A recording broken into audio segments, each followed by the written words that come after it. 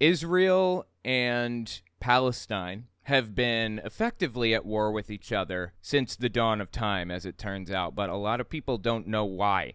They don't know what's going on. Why are they, like, at odds right now? I want to tell you guys why Palestine and Israel have a problem with each other. Hang with me through it, and we'll see where you stand afterward. I wanted to put up a map for you guys to see of Israel just because, it's a subject, but even the map is so hotly debated and contentious. I can't even put up a map for this. One more thing I wanted to mention. If you want to see a full and complete breakdown of Israel and Palestine's history from 1000 BCE to present day, including this video right here, I give a full hour-long breakdown of it on my Fireside Chat channel, which will be linked in the description. So give that video a watch if you want to see a full breakdown. This is a shortened version. All right, let's get into it. Ottoman Empire owned the area from the 1840s until 1920s when Britain took control. We're talking Palestine, Judah, and that whole area. It was all owned by Britain, the British Empire at the time. Britain was being very imperialistic. They were in an imperialistic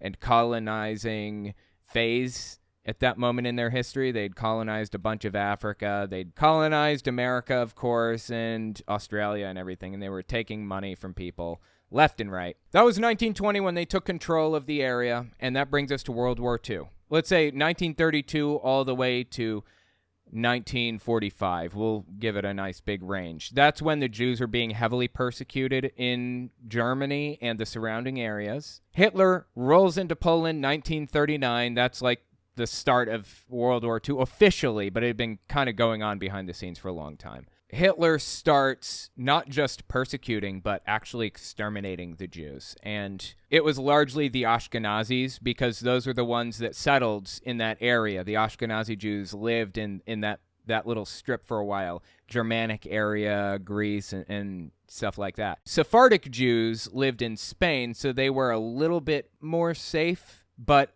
nearly every country was affected by World War II, except for that little strip of land in Palestine, now basically just owned by the British, and it was called Palestine at the time, I believe. That was unaffected by World War II largely, and there were some, attacks and air raids and stuff on it, but there's a whole heckin' sea between Germany in World War II and Palestine. So he can either cross the sea, supplies are low, how is he going to get an army across the sea like that? Or Hitler can go through like 16 different countries to get to that area. That is why Hitler was taking over the region at that moment and not going into Palestine. So Jews were fleeing to Palestine area as much as they possibly could. They were fleeing to America also, and just anywhere out of Hitler's reach. He did launch a couple of attacks on Palestine at the time, but they were repelled by the British, who still had a presence there. April 30th, 1945, Hitler dies. From the 1920s all the way through to when Hitler died, there was a migration happening. There were some Jewish scholars who had written that Jews should be migrating to that general area or anywhere because of the persecution that was taking place against them. 1922 was the first British census of Palestine. There were 83,790 Jews there in 1922, 12% of the population. Mass migration had been happening since really the 20s, but the 30s certainly, because of the persecution happening. Hitler dies, and then in 1948, 3 years after Hitler died, was the Arab-Israeli War. Okay, so tensions start growing between Jews in Palestine and Palestinians. 1947 comes along, and the UN declares Israel a sovereign state, and they had borders drawn out and everything. The UN did. They were all contested between Israel, Palestine, which is this little red section here, and Egypt and Jordan, which at the time was called Transjordan. Syria, Lebanon, they all fought each other nonstop, basically, for a while there. 1948, the Arab-Israeli War officially starts. Jews were secretly being supplied with weapons by Czechoslovakia, which I believe at the time was a vassal state of Russia. If it's correct, it will stay in. So in 1948, Arab-Israeli War, the Jews rise up and they take a section with the supplies given to them by various different countries, including the secret ones. As soon as the Jews officially declare a state, Arabs from 5 different countries invaded. Israel repelled the attack, but just barely. I forget the 5 countries. It was like Palestine, Egypt, Syria, Lebanon. I don't remember all of them, but you get the idea. They all invaded. The Arabs were not getting along at the time in the area, kind of a civil war to some degree, and that united them when the Jews took control of an area. From 1948 clear through to now, there have been border changes like you wouldn't believe, like border change after border change after border change. If you look here, right here's the Gaza Strip, what I'm highlighting. It's this little westernmost spot right here in Israel. It was originally where the Palestinians lived, like originally, like 800 BCE. That's where the Palestinians were. The Gaza Strip is contested. The West Bank, which is right here, this is contested. East Jerusalem. The Golan Heights was contested throughout this time period between 1948 and now.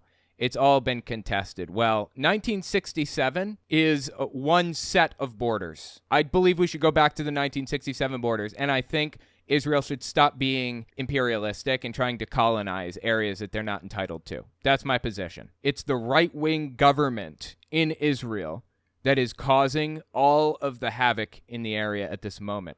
And I say that for a specific reason, okay? Listen to this. This whole area has been contested for 70-something years, right? At least longer. Oh my God, thousands of years. But the 70-something years that it's been contested, the Jews have been involved, like the past 70 years, right? Arabs finally give a 10-sentence resolution. They say, if you agree to this, we will walk away and there will be no more border disputes, no more fighting, no more nothing. We will agree to peace, complete peace in the Middle East, if Israel can agree to this 10-sentence thing.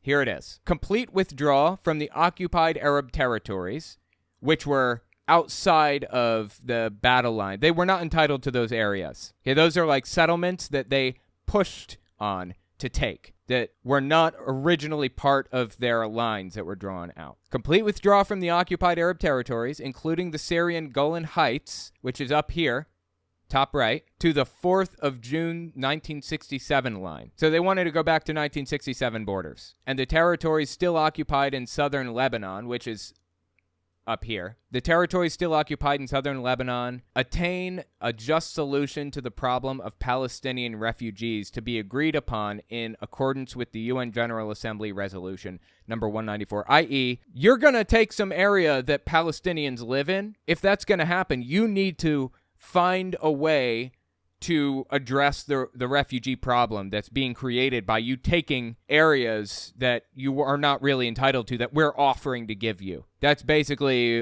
what the resolution was offering. This is an apartheid state, guys. Israel and Palestine, apartheid states. That means that they're segregated. Okay, if you are Palestinian, you can't take part to any real degree in the Israeli government. To be fair, I don't think Israelis can take part in the Palestinian government either.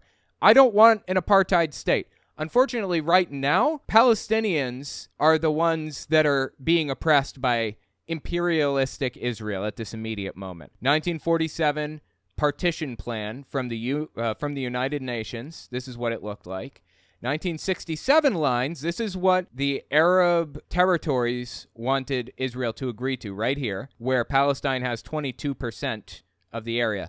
For the record, Palestine has 7 million people. Israel has 6 million people, and they have 22% of the land here. 2018, now split into 2 areas, A and B, and this is the Gaza Strip, as you can see, and it's the West Bank. Those are the 2 areas that are in Palestinian control, and this is what it looks like now. It's just all split up, and it's a mess. It's not good. And you know why? Because Israel keeps sending settlers in, kicking Palestinians out of their homes, putting them into open-air prison camps, effectively, and occupying areas they're not entitled to. So the leaders of the Arab territories in this peace agreement said, return to the 1967 lines, find a way to deal with the Palestinian refugees in a way that that doesn't involve ethnic cleansing, which is what's happening right now, accept the establishment of an independent and sovereign Palestinian state on the Palestinian territories occupied since 1967 in the West Bank and Gaza Strip,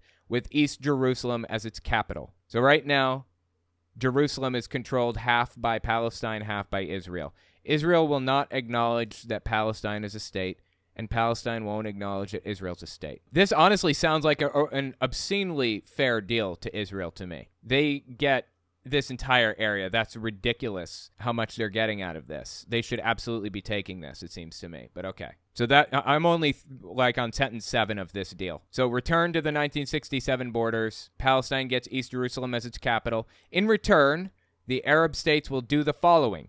A. Consider the Arab-Israeli conflict over. Sign a peace agreement with Israel and achieve peace for all states in the region. B. Establish normal relations with Israel within the framework of this comprehensive peace. And what happened when they offered this? This is 2002 it was offered, 2007 it was readopted, and then 2017. What happened 2002? George Bush is in control. He's like, oh my God, this is fantastic. Yes, I love everything about it. Israel said, go f*** yourself.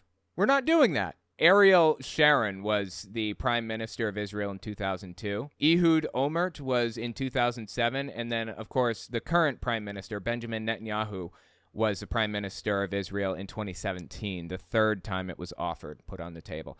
All of them said, go f*** yourself. You're not getting anything. Israel said, we can't accept this because Palestinian refugees would live in Israel, and that's unacceptable. We live in a segregated society here, and we will not accept anybody of any ethnicity other than our own that lives in this state. Or if they do, then they're not going to have full rights as a full citizen, right to be involved in the government and everything. And the second reason they rejected it, Palestine would regain ground, which means more terrorism. Now, Palestine is not made up of terrorists. It's an absolutely ridiculous thing for them to have said. Yes, terrorists have historically waged war in Palestine, used it as a staging ground, a jumping off point, because Israel keeps doing shit like building illegal settlements and not adopting the 10-sentence peace offer. 10 sentences, okay? That's how long it is. The Crown Prince Abdullah of Saudi Arabia made the offer and said, in spite of all that has happened, and what still may happen, the primary issue in the heart and mind of every person in our Arab Islamic nation is the restoration of legitimate rights in Palestine, Syria, and Lebanon. This is in 2002. We believe in taking up arms in self-defense and to deter aggression, but we also believe in peace when it is based on justice and equity and when it brings an end to conflict. Only within the context of true peace can normal relations flourish between the people of the region and allow the region to pursue development rather than war.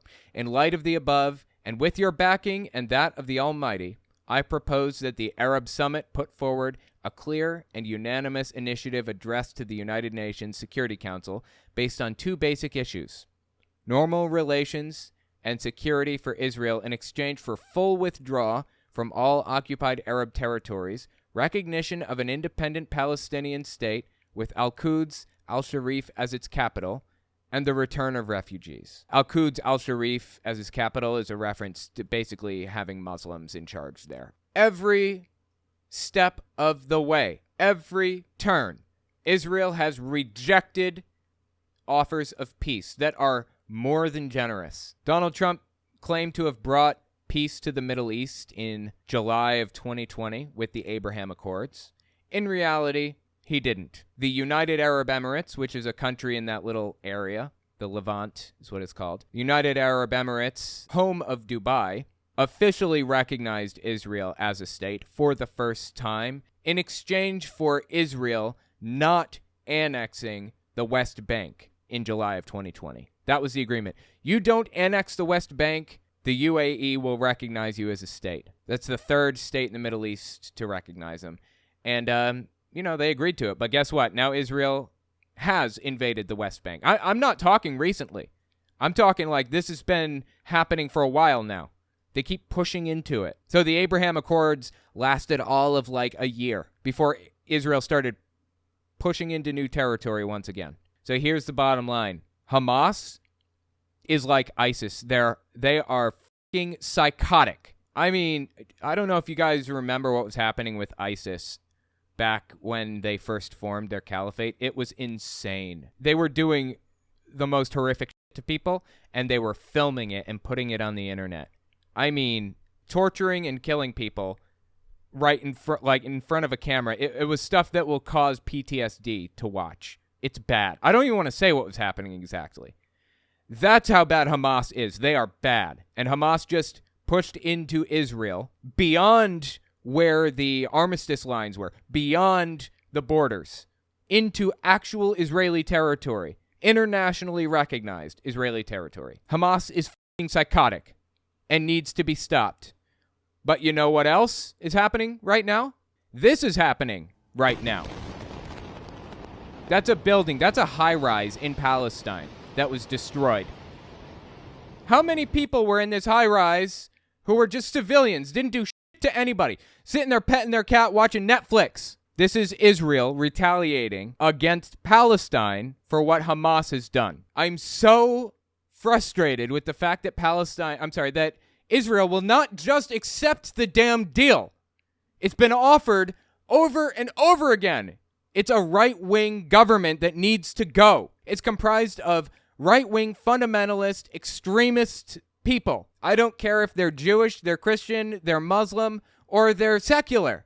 I don't want a far-right extremist government in power in any case, no matter what. Israel needs to stop occupying areas that they're not entitled to. And they need to stop hurting civilians like this. What the hell is happening?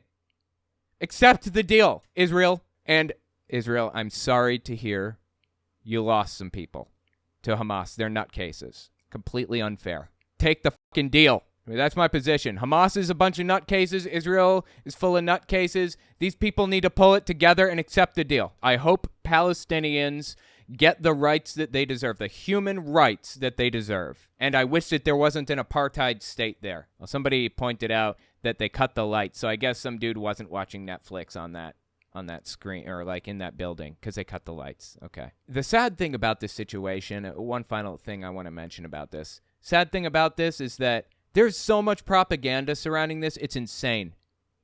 There are people that are like Trump supporter, extremist, cultist nutcases about some of this. I found one propaganda website, okay? I've given you the context that you need, the cultural context, to probably understand exactly how this is propagandistic. I found this at the very end of my research, and I was like, oh, God, I got to pull this up. So they're debunking some myths about Israel here, right? Myth: Israel has been an expansionist state since its creation. Fact: Israel's boundaries were determined by the United Nations when it adopted the Partition Resolution in 1947. Sure, yes, that's true, correct. But the claim is that it's an expansionist state since that point moving forward. So, okay, let's keep reading. Just kind of an unrelated thing to say when we're trying to debunk this type of myth, but whatever, let's keep reading. In a series of defensive wars, Israel captured additional territory. Defensive wars, you say? Captured additional territory, you say? I'm not sure how those two things, fit together exactly. If it's a defensive war, how the hell do you capture additional territory? Propaganda from top to bottom, all through this entire discussion, not just on this website. But, my God, you can't talk about this subject without propaganda leaking through everywhere. Do you have any idea how hard it was to find this information and verify that it was factual?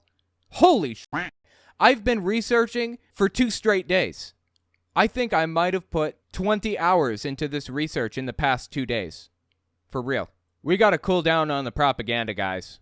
I know it's wartime. I know it kind of comes with the territory. Cool the propaganda down. Give people their human rights. Drop the far-right extremist fundamentalist shit. And accept the fucking deal, and I think we'll be okay. Anyway, that's my take. Let me know what you think in the comments. Good or bad. Tell me your thoughts on it, okay? I'll take any and all criticisms of my breakdown. And one final mention. I researched this myself and spent a ridiculous amount of time doing so. I'm very confident all of this is correct, but there's a possibility maybe I didn't get something correct. So I'm going to catch it in editing. I'm going to cut it out if it's wrong. Everything you hear in this video is correct to the best of my knowledge and completely correct. And if I don't catch it in that final editing stage, I'll put a pinned comment at the bottom with any corrections that belong here. So if you have an honest, valid criticism, put it in the comments, and I will pin it to the top.